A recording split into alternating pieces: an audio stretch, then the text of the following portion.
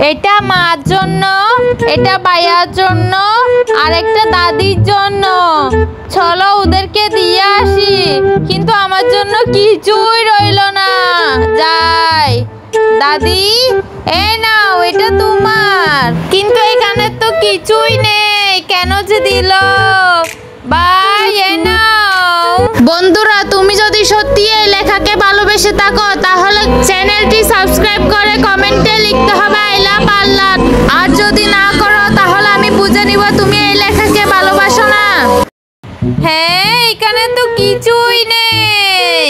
মা, এই নাও তোমার কুরকুরে। আরে এটাতেও তো কিছু নেই। চিকু, শোনো, সবগুলো